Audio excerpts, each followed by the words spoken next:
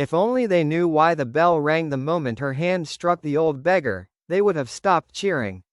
The market was loud that morning.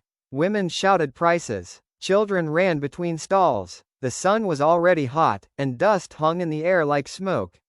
At the center of it all stood Nalia, the most admired young woman in the village. She was proud, well-dressed, and known for speaking her mind. People listened when she talked. The old beggar sat near the bell post, as he always did. His clothes were torn. His hair was white and thin. A small wooden bowl rested in his hands. He never begged loudly. He only lifted his eyes and waited. Nalia passed him with her basket. The beggar spoke softly. "My child, may I have a little help today?" People watched. Some smiled. Some waited to see what Nalia would do. Nalia stopped. Her face changed. "Must you always sit here?" she asked loudly. "Do you think this market belongs to you?" The beggar bowed his head. "I only ask for kindness." Laughter rose from the crowd. That was when Nalia lifted her hand and slapped him. The sound was sharp. The crowd gasped. At that exact moment, the market bell rang by itself. No one was touching the rope. The sound rolled through the market, slow, deep, and heavy. People went quiet. Nalia laughed. "It's just the wind," she said. But the beggar slowly looked up. His eyes were clear, not weak. "Not afraid. This bell does not ring for nothing," he said calmly.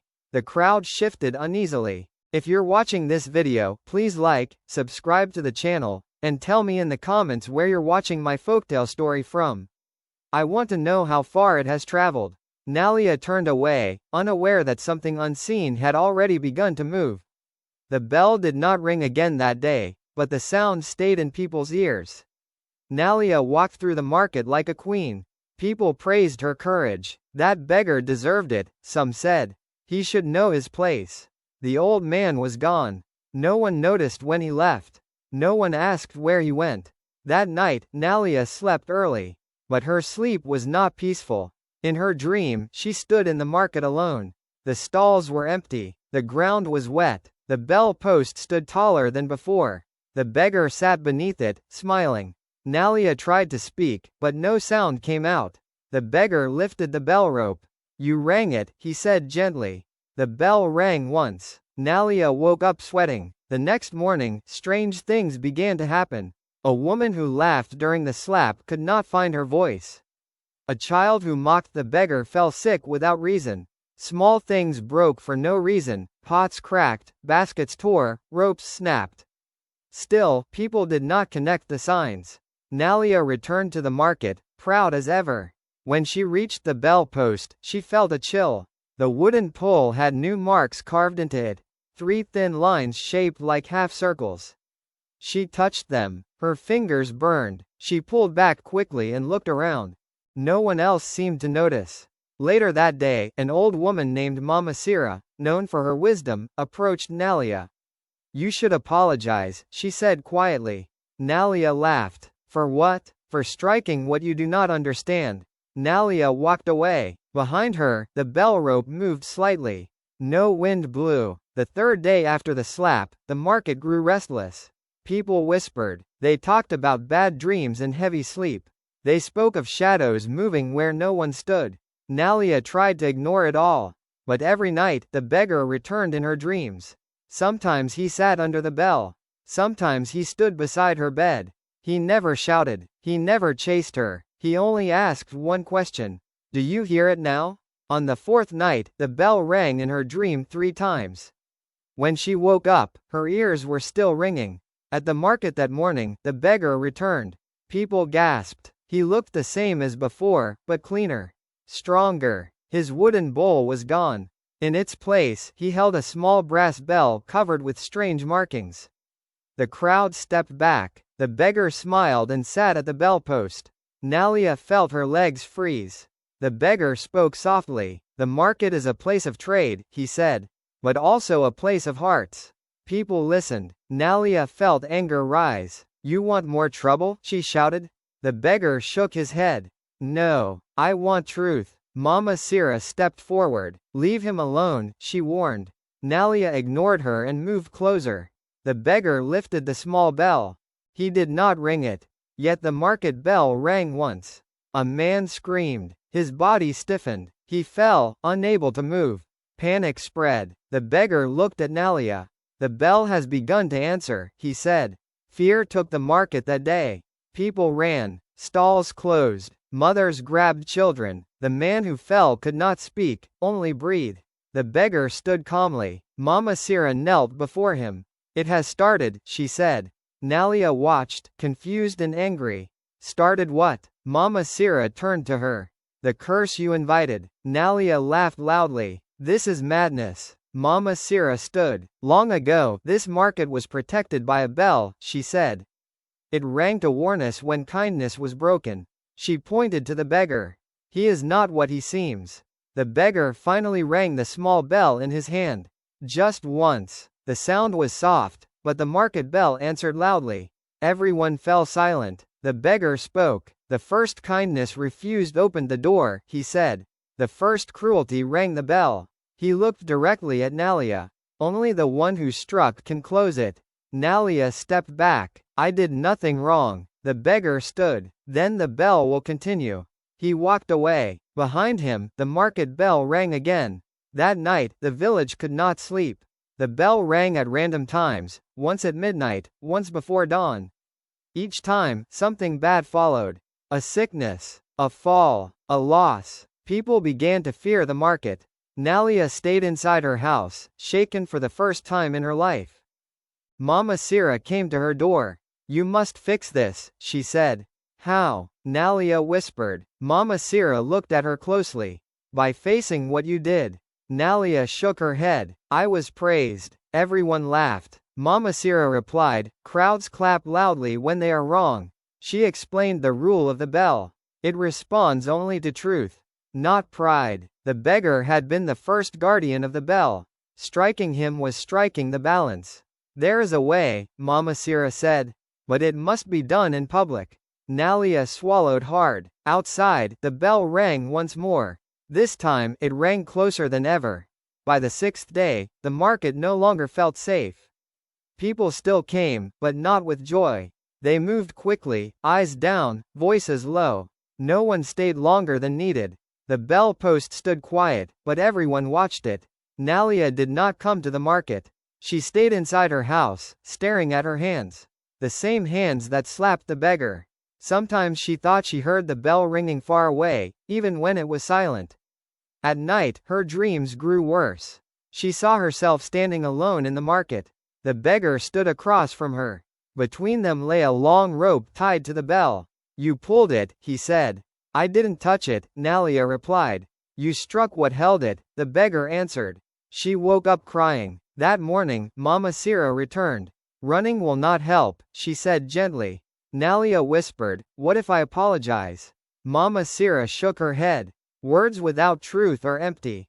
Meanwhile, the village council gathered. Elders argued. Some blamed bad spirits. Others blamed Mama Sira for spreading fear. One elder said, the beggar caused this. Drive him away. They sent young men to search for him. They returned before sunset, pale and shaking. We couldn't find him, one said. But we heard the bell ringing from inside the forest. That night, the bell rang 3 times. A child fell sick. The village finally began to fear what they had laughed at. The 7th day brought anger. People were tired of fear. They wanted someone to blame. Whispers turned toward Nalia. She was the one, some said quietly. She started this, others muttered. Nalia heard the rumors and felt her heart pound. For the first time, the praise she once enjoyed turned into cold stares. At the market, Mama Sira stood near the bell post. This curse will not stop by force, she said to the crowd. It must be undone. An elder shouted, then undo it. Mama Sira pointed toward Nalia's empty stall. She must face the bell. The crowd murmured. That night, the beggar appeared again, but not in the market. He stood at Nalia's doorway. She opened the door and froze. He looked peaceful. His eyes were kind. You are afraid now, he said. Nalia nodded, unable to speak. The bell only answers what is true, he continued. It rang because cruelty was louder than kindness. Tell me how to stop it, Nalia begged. The beggar shook his head. I cannot speak the truth for you. He turned away. As he walked off, the bell rang once. Not loud. Close. On the 8th day, the village demanded action. The elders announced a cleansing ceremony. Drums beat. Smoke filled the market. They believed noise would silence the bell. Mama Sira warned them. This will not work. They ignored her. The drums grew louder. Then the bell rang once, stronger than the drums. The ropes snapped. The drums fell silent. Panic spread again. That night, Mama Sira went to Nalia's house and sat with her. There is one rule you still refuse to see, she said. What rule? Nalia asked. The bell listens to the one who caused the wound, Mama Sira replied. And the healing must be done where the wound happened. Nalia's eyes widened. In the market? Mama Sira nodded. In front of everyone. Nalia shook with fear. Outside, the bell rang again. By the 9th day, even the bravest villagers were afraid. The man who collapsed earlier still could not speak. The child grew weaker. People avoided each other. Nalia finally stepped outside. As she walked toward the market, the whispers followed her. When she reached the bell post, the crowd fell silent. The beggar was already there. He stood beside the bell, holding the small brass one in his hand. Mama Sira stood behind Nalia. This is where it began, Mama Sira said softly. The beggar spoke to the crowd. The bell rang because pride struck humility. He turned to Nalia. Will you listen now? Nalia swallowed hard. Before she could answer, the bell rang again. The crowd gasped. The beggar lifted the small bell. This curse can end, he said.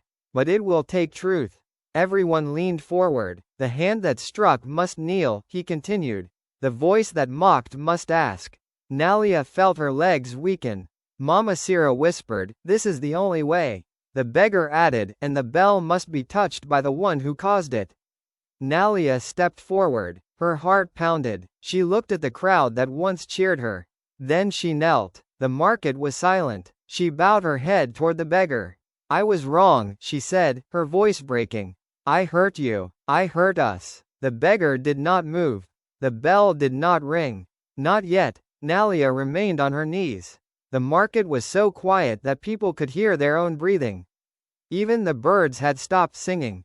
For a long moment, nothing happened. Then the bell rang once. Soft. Gentle. People gasped in relief. Some smiled. Others whispered, it's over. Nalia lifted her head slowly. Hope filled her chest. The beggar stepped back. Mama Sira closed her eyes. For the rest of the day, nothing bad happened. No one fell sick. No shadows moved strangely. That night, the bell did not ring. The village celebrated quietly. Elders nodded and said, the balance has returned. Nalia returned home, tired but lighter. For the first time since the slap, she slept without dreams. But just before dawn, the bell rang. Long, heavy, angry. People woke screaming. A fire broke out in the market, burning 3 empty stalls. No one knew how it started. The curse was not over. Morning came with fear. The elders gathered again, confused and angry. She apologized, one said. She knelt. Mama Sira shook her head. Apology is only the door, she replied. Truth is the key. They turned to Nalia. What else do you want from her? Someone shouted. The beggar appeared silently near the bell. He spoke calmly. She knelt to me, he said. But she has not faced herself. The crowd murmured. Nalia felt her stomach tighten. I said I was sorry, she cried. The beggar nodded. You spoke, but you have not given back. Given back what? She asked. He pointed to the market. What you took. Nalia looked around, confused. Mama Sira stepped forward. When you struck him, she said, you took his dignity. You took the crowd's kindness. Nalia realized something then. People had laughed because she led them. The bell rang once. The beggar continued, you must return what you broke, before the same eyes that cheered you. The truth spread like fire. People began to remember their own laughter. Their own silence. Some looked away in shame. Others grew angry again. She is shaming us, one man shouted. The beggar raised his hand. The bell does not shame, he said. It reveals. He lifted the small brass bell. The markings glowed faintly. This bell answers 3 things, he explained. Cruelty, truth, Repair. Mama Sira whispered to Nalia, you must speak the full truth. Nalia's throat burned. She turned to the crowd. Her voice shook. I did it because I felt powerful, she said. I liked the laughter. I liked being above him. The crowd went still. Tears filled her eyes. I was wrong. The bell did not ring. The beggar nodded slowly. One truth remains. Nalia looked at him. You must give up what raised you above others, he said. Gasps filled the market. Nalia understood. Nalia had always been admired. People listened to her, followed her, chose her words over others. Now she was being asked to step down. She closed her eyes. I will do it, she said. She stood and removed her bright head wrap.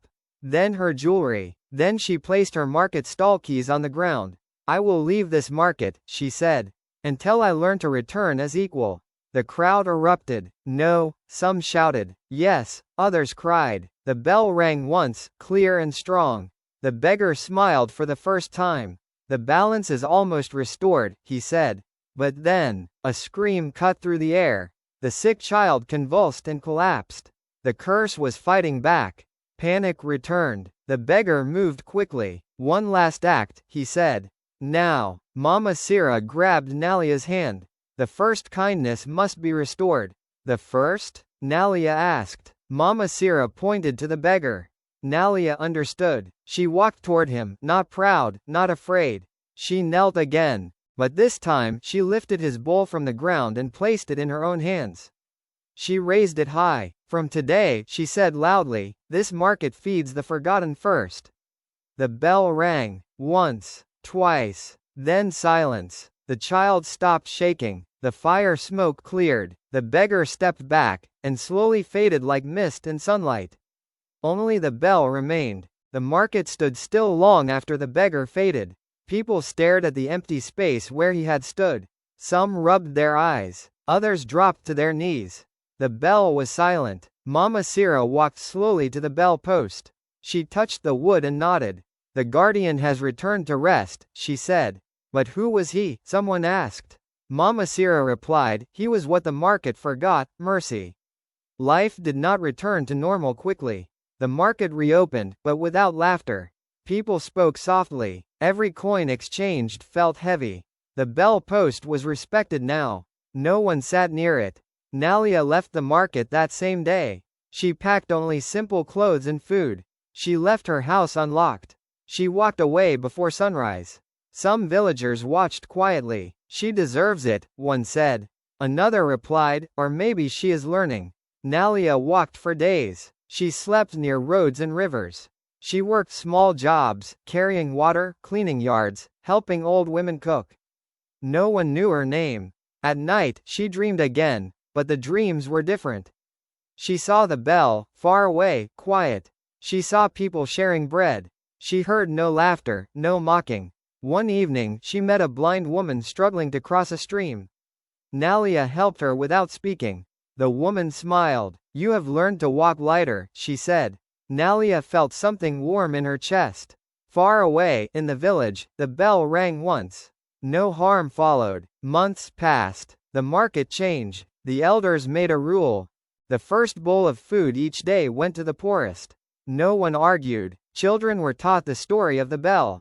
Mama Sira grew weaker but smiled often. One morning, she stood at the bell post and whispered, she is ready.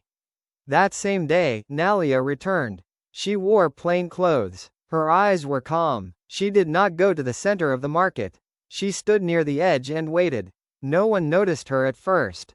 Then a child tugged his mother's sleeve. That's her, he whispered.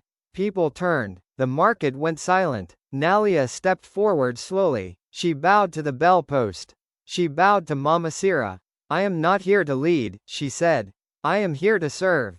No one clapped. An old man dropped his coins and Nalia helped him gather them. A woman struggled with a basket. Nalia lifted it. Hours passed. The bell did not ring. As the sun lowered, Mama Sira nodded once. The bell rang, soft and clear. Not a warning, a blessing. People breathed again. That night, the village slept peacefully. No dreams of fear, no ringing ears. At dawn, Mama Sira passed quietly in her sleep. At the market, the bell rang once.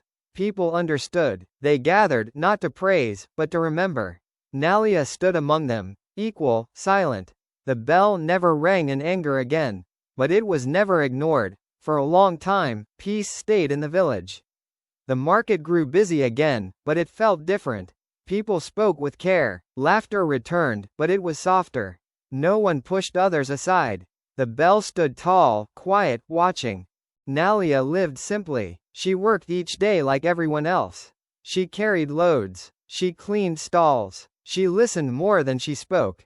Some villagers still remembered who she used to be. Others only knew her as a helper. One afternoon, a stranger arrived. He was well dressed and loud. He laughed easily and spoke boldly. He stood near the bell post and waved his hands as he talked. "This market needs strong voices again," he said. "Fear has made you weak." Some people nodded. Nalia felt a chill. That night, she dreamed of the beggar again. He did not speak. He only looked at the bell. The stranger returned each day. He mocked kindness. He laughed at patience. He said the bell was just wood and rope. People began to gather around him. Nalia watched silently. Mama Sira's words echoed in her mind. The lesson will always be tested. One morning, the stranger kicked aside a bowl meant for the poor. The bell trembled, but did not ring. Nalia stepped forward. She picked up the bowl and placed it back. "The bell listens to truth," she said calmly. The stranger laughed. Then let it ring. He struck the bell post. The market froze. Nothing happened. He smiled. Then, slowly, the bell rang. Once. The stranger's smile faded. The sound spread through the market. People stepped back. The stranger felt dizzy. He grabbed his head. "What did I do?" he shouted. Nalia spoke gently. "You repeated what once broke us." The bell rang again. The stranger dropped to his knees. No curse spread. No fire came. Instead, his voice softened. His anger drained. The bell rang a third time, and stopped. The stranger wept. The market was silent. The bell had judged again. The stranger left the village the next day. Peace returned. Nalia remained quiet. She never stood above anyone again. Children grew up knowing the story of the bell. They were taught early. Kindness is not weakness. Pride rings loudest when it is wrong. The bell stayed silent for many years. If only they knew how close they came to losing it all again, they would never laugh at kindness. The bell still stands in the market today. It does not ring often, but everyone listens. The story you have just heard is a beautiful African tale I heard long ago. I'm telling you to wake your minds to this lesson. Power without kindness destroys, and pride blinds the heart. If you were the protagonist, what would you do? I want to know your opinion, because every story is like a candle that can light the path for someone else. The story you have just heard is a beautiful African tale I heard long ago. I'm telling it to wake our minds to the danger of pride, the pain of forgetting kindness, and how easy it is for a crowd to cheer what is wrong. This story reminds us that power without humility can destroy, and that silence in the face of cruelty can invite great trouble. If you were the protagonist, would you have listened earlier, or waited until the bell rang for everyone to hear? I want to know your opinion, because every story is like a candle. It can light the path for someone else, if we are brave enough to look at the light.